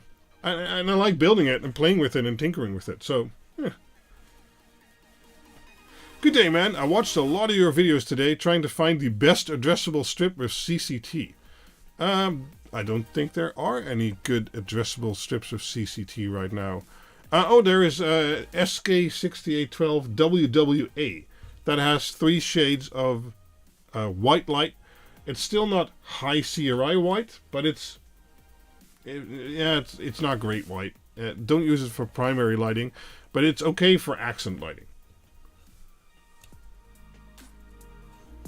Patrick, CamZone used to be mostly focused on gamers, but over the last few years, well, not the last few years, but before that, we have started diversifying with like a Hackzone camp and things like that. So it'll be a lot more diverse than just gamers, especially this year and going forward.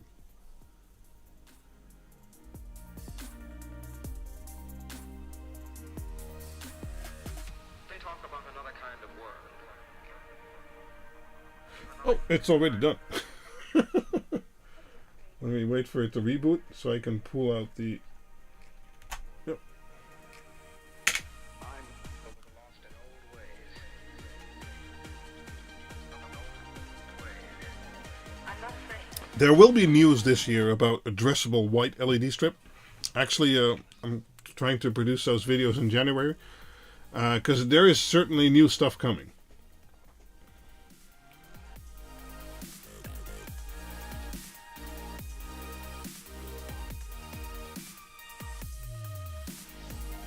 Cool. Okay, let's log into this node.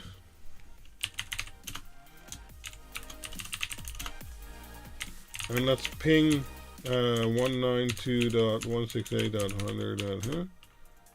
I can ping the gateway. Then that should be fine.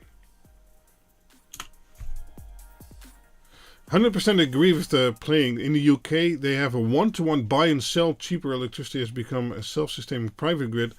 It is expensive to buy a wall, but payback is measured in years. Yeah, I think that's the way to go for the grid anyway, because the way it's going right now, I don't think that's sustainable on a technical level for very long. So, yeah. Okay, now we have node 3, node 2, and node 1, but the IP address of node 1 is still incorrect, right? Oh, funny thing to note, the whole extension socket right now, so that is with the 3 nodes, the KVM switch and the network switch, is using 28 watts.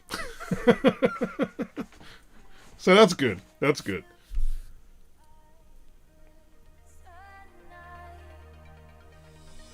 Interesting, James. Let's see how we're going to do that, because I don't think we can do that in the... Because I still had node 1 open here. Can we just change that in our network configuration? Let's see. Because this is now 10, but I want it to be 11. So this is the web interface we still had open. Let's see if we can just change that. Okay. Okay. Changes pending. Either reboot or use apply configuration. Okay. Apply configuration. Yes.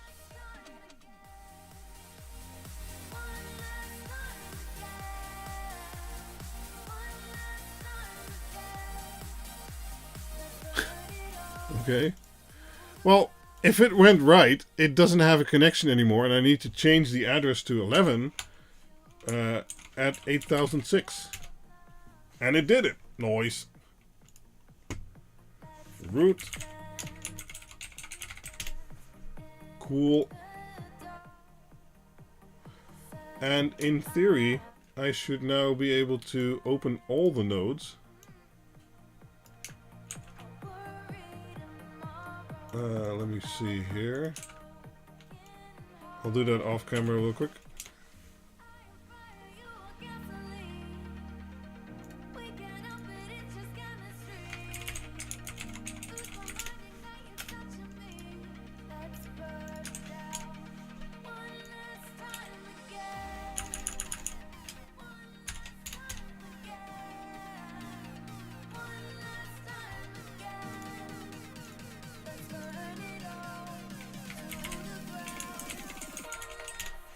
And that seems to have worked, so let me move that back in here. Right, so now at the top you can see I have 3 tabs. I have node 1, which is 192.100.11. I have node 2, which is 192.168.100.12. And then node 3 at 13. And yeah, that seems to be fine. System, network, disks. Do I have disks? Yep, this also found my SATA SSD. And do I have disks here?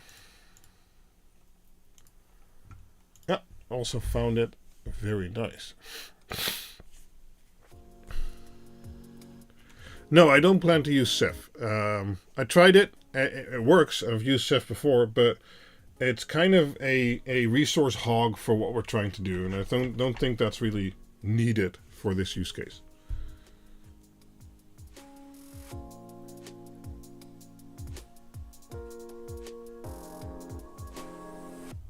Yeah, I've been looking at some Cobb LED addressable white 24 volt strip, which is excellent, but it still needs a bit of software changes and thing like that. I showed it off in a previous live stream. So that's not really ready for use yet. So yeah. I haven't really thought about the next steps we're going to need to take. I think we want to prepare this disk. Yeah, let's initialize the SATA SSD and all the nodes with a GPT so you can make sure it's empty. Okay, let's do the same on the other node, because this has an NTFS partition, for instance. So I want to wipe this disk. Yes. And then I want to initialize with GPT. And then we go to the third node, and we also wipe the disk. And we initialize with GPT. Cool. So now we have 3 empty 2 terabyte SSDs. And I'm not sure if I want to make the cluster first or the storage first. Let me see if that actually has a cluster function.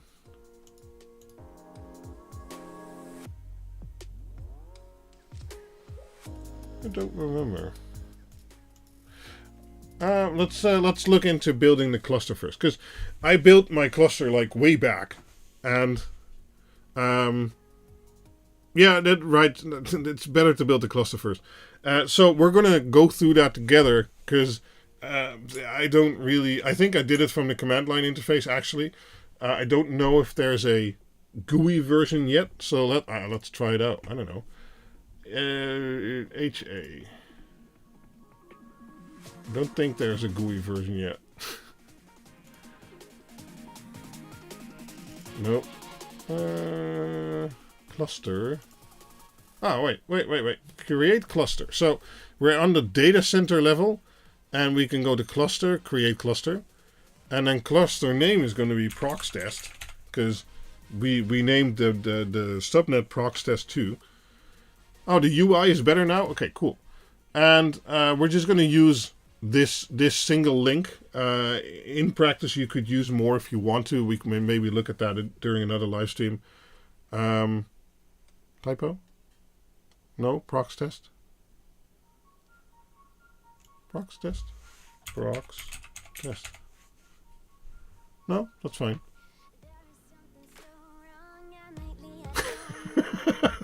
It's okay, Scarlax. You're paying attention, that's for sure. But yeah, we only have one interface right now, so we're going to use that. Create. Okay. So CoroSync is what it's going to use between the nodes to do all the cluster stuff. It seems to have added my cluster. Let's see here. Okay. So on the other nodes, I should now be able to join this cluster. So we created it on node 1. And I believe I'm going to need this join information, copy information. It has a little button here, copy. And now let's go to node 2 and go to the data center, cluster. And then we can say join cluster. And then it says paste the encoded cluster information here. Okay. My peer address, so that's node 1, where we just created the cluster master or primary node or whatever you want to call it, is this IP address. That's correct. It needs my super secret password. Oh. Okay, let's do that. And then which network port should it use? Should use that one. Wait, did the other one say 10? It says 10. Uh-oh. It says 11 here. We should have rebooted. Wait. Let's cancel this. Cancel. We're not joining this cluster right now. We're going to node 1 and we're going to say reboot. Reboot node 1. Yes. That's what you get for changing the IP and not rebooting.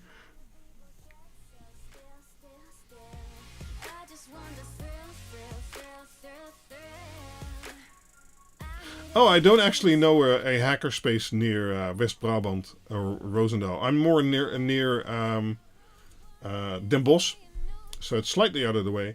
And I'm familiar with hackerspaces, and I've been to a few, but I'm not a regular visitor, so yeah.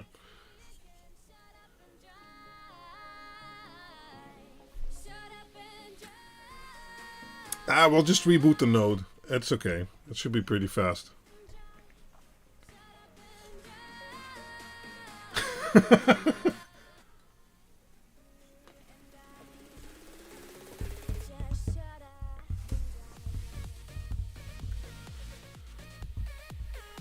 Now, you can check if the node is up by this little icon over here.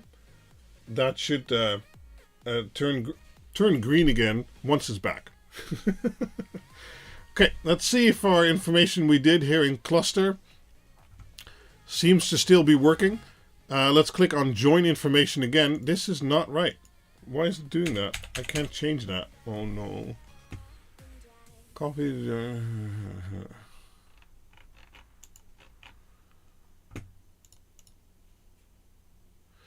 That is incorrect. Where is it getting that information?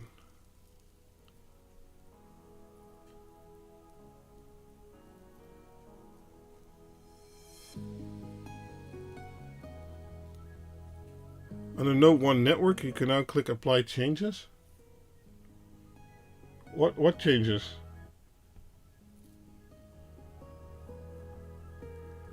Remove the cluster, yeah, probably best.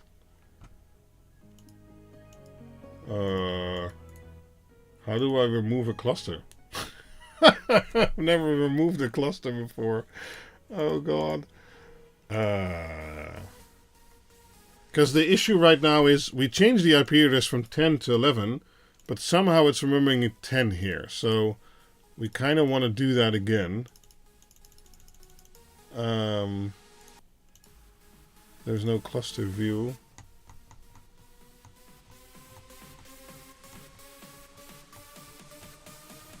But we made the cluster after we changed the IP, but we didn't reboot, that's true. That's what you call a cluster F. Yeah, how do I delete a cluster? Is it in my host file? Oh, it is in my host file. Don't know who mentioned host file, but my host file didn't change. And we changed it from 10 to 11, and it changed it in Proxmox, but it didn't change the host file. So let's save that, and now go to cluster, join information. Oh, it's still 10. Damn it.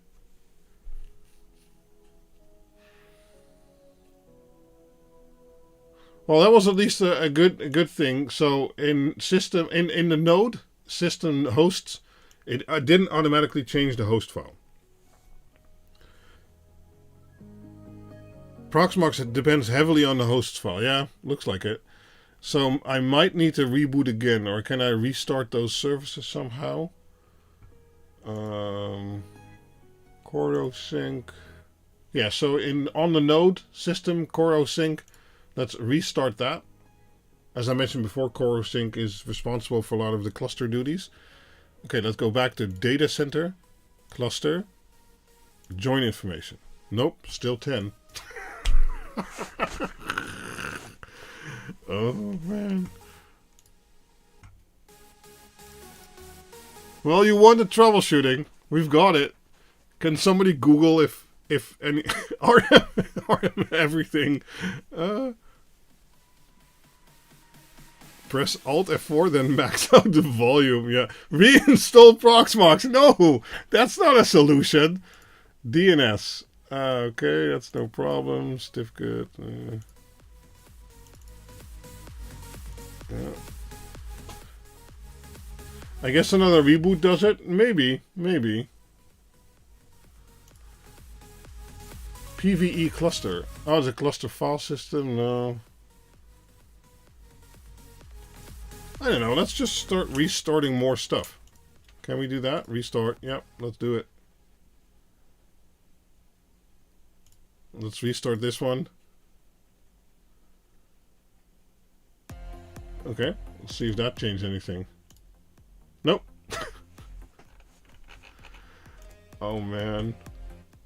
This is probably set somewhere down inside of a very tiny resource file located somewhere.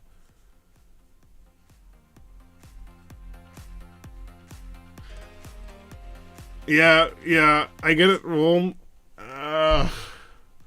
We might have to go that way, but I was hoping there would be a GUI fix somehow.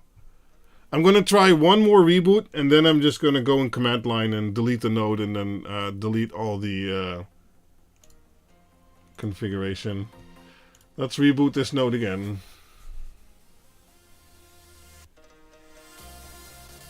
Oh, we can check in the CoroSync file. That's a good one.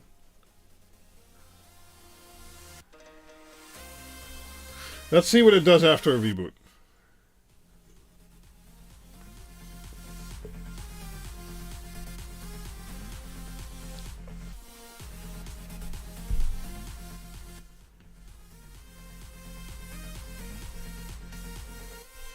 Oh, it's back. Is it? Yeah, it's back. Okay. Data center cluster. Let's F5 this one. Join. Ah, yes. Yes. Check the link you sent. Which link? Where did you send the link, Scarlax? Okay, so it's now showing the correct IP address for the cluster, master, primary, whatever node. So we're going to copy the join information again from node 1. We go to node 2. There we go to data center cluster, and we say join cluster. And then it just says paste the information here. Okay. Now it says the correct IP address. That's good. So whoever said host file is important, he's right. Without the GUI, no, we used the GUI. We didn't change anything outside of the GUI. Okay, and we select the 12, because the first node is 11, the second node is 12, and the third is 13. And let's join prox test. Request addition of this node. Okay. Let's see what happens. Yeah, if you're not a moderator, you can't really post links. But if it's really important, post it on a Discord and maybe Philip can check it out.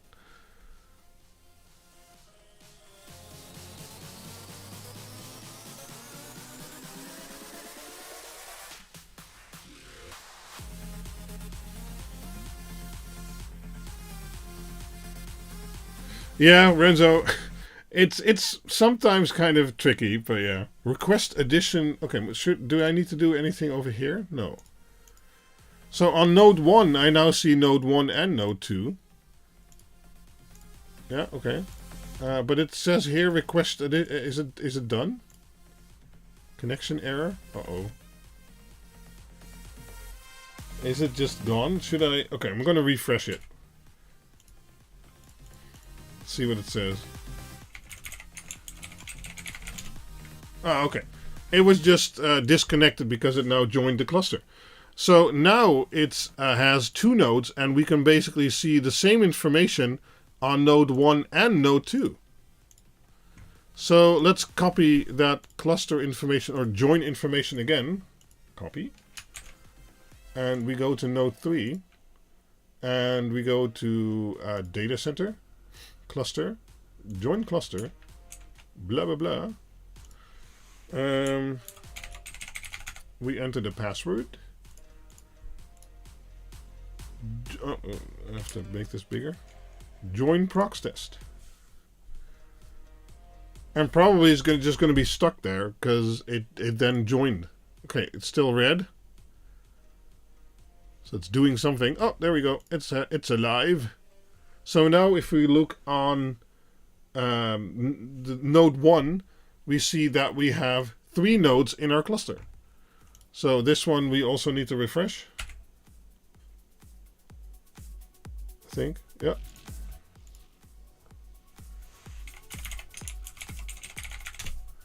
And it doesn't matter it doesn't matter into which machine we log in now. We can always see all machines because they're all part of the same cluster. Frames dropping? No. Stats. Yeah, we dropped 351 frames. Don't know why.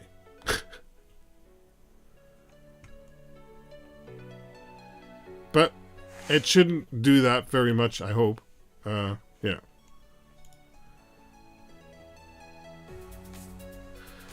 So yeah, that is looking good. We can now look at the cluster information on all of the nodes, and they all show the same information. So that is very good. I haven't played with this in a long time. I basically set it up for myself and it was like, oh, I'm going to make a video tutorial about this, and then it never happened. Oh, they ate the frames. Yeah, probably. Cool. Okay. So I think we still need to create local disks on each of the nodes. Because, let's see here. Create. Yeah.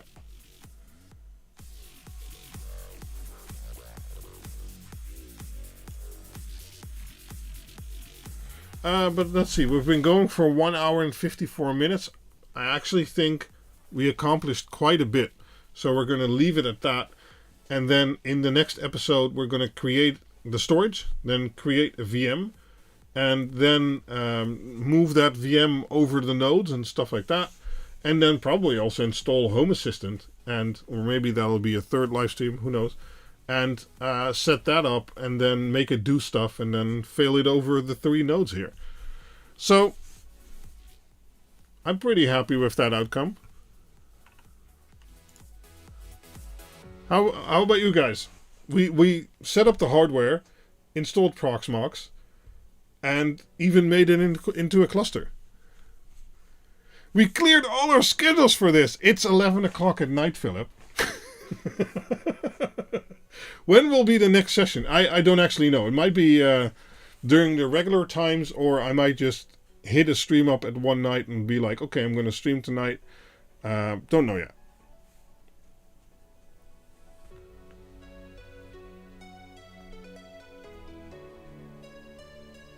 But yeah, that was fun. That worked. We even had a little bit of troubleshooting there.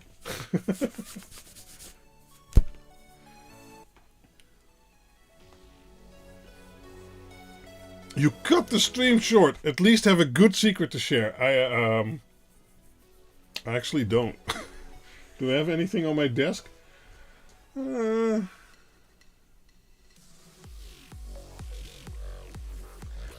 I guess I could share a prototype I've been working on. Let's see here. I think this was already the secret of the last stream, but this is a new version of the prototype. And I'll show a bit more. Okay. So I've been working on a analog dimmer board because we have the AN Penta as a modern DIY analog controller for PWM LED strips and things like that. Oh, Johnny Bergdahl's still here. But I think we also want a pre-assembled one. So I've been working on one for a while now, and I recently assembled the second prototype, and that's doing great. And it looks like this. So it's going to be slightly different than the AN Penta, and the idea currently, don't pin me down, and this could still very much change, is to deliver it in a metal housing like this. So the board, no, actually I have to remove the screen for that. So the board actually, there's rails or tabs here on that case, and it should slide in something like this, something like that.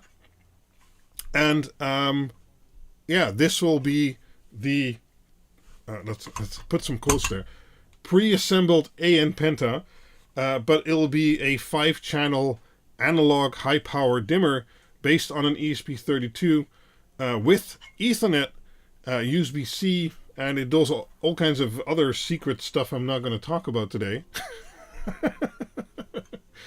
And I'm trying to make it so that it comes in a nice metal enclosure. You can easily screw down on a board or something like that.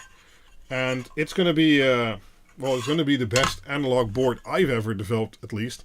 And as far as analog dimmer boards go, I think it'll be quite something out versus whatever is out there right now. So there's a lot of my own ideas in here, but most are working out. So yeah, that's going to be really interesting. But yeah, this is being worked on, and I hope to release that somewhere in NQ1 maybe. I don't know. We'll have to see about that. But yeah,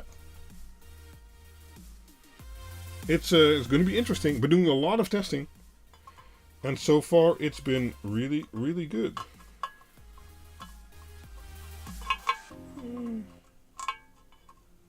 Trying to get it back into the case again. Of course, the idea is that it just fits. That also means it's just hard to get in there. Come on. Oh, there we go. Oh, and Scarlax hit it with a 100 CCK. I don't know how much that is, but I appreciate any donation. Thank you very much there, Scarlax. No words to accompany that donation. John Rickards says, will you make a metal enclosure for the Dig Octa? No, and not currently, no plans for that. Maybe I'll make a series with a case on there. But the Dig Octa is really designed to be very modular, so you can build it into a box yourself. So I could make a pre-configured model, but then the whole modularity of the system that it currently has doesn't really make sense, because then I'd have to design it very differently, I'd say. So no, I don't think I'll be bringing out a Dig Octa in a case, because it's basically meant to be built into a project box or something like that. So yeah. This, on the other hand, is more meant as a finished product. You just buy, screw in your wires, and you're done. There's no modularity to it in regards to the PCB board and things like that. So that makes it a different kind of project, basically. So yeah, that's what I've been working on. And it's still a few months out, but it's starting to look good. The second prototype is already a lot better than the first prototype. That's how it goes. So yeah, I guess that's the secret for today. Lots of buffering happening now? What? Nope, didn't drop frames on this side, so that must have been on your side.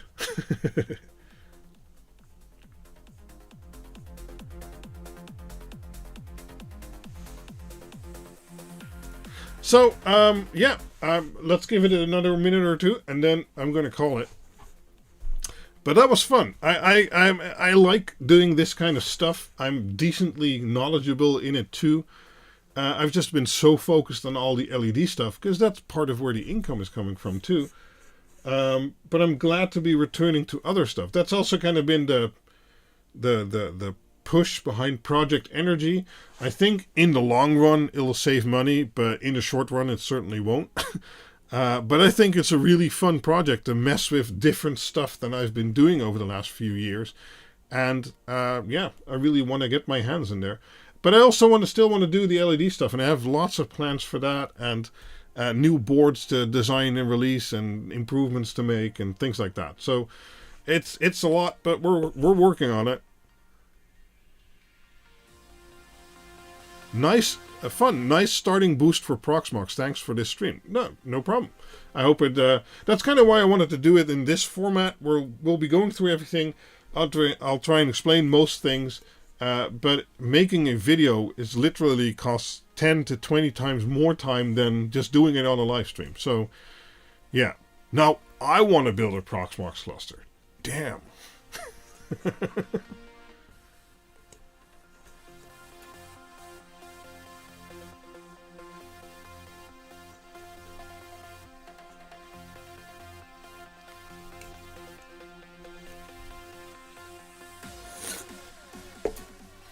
Well, yeah, I'm going to go enjoy the rest of my Saturday evening, but I do thank everyone for being here. That is always very much appreciated. I haven't checked who is here in like hours. Okay. And yeah, I thank everyone for being here. I hope to see you back in the next live stream. Maybe, I'm not sure yet for the schedule when we'll be doing this, but I'll try and announce it at least a few hours ahead. Or days if I can. It might be on different days than I normally live stream, because I'm trying to release a little bit more content. But we'll see about that. So, thanks for joining, and have a great weekend. Bye-bye.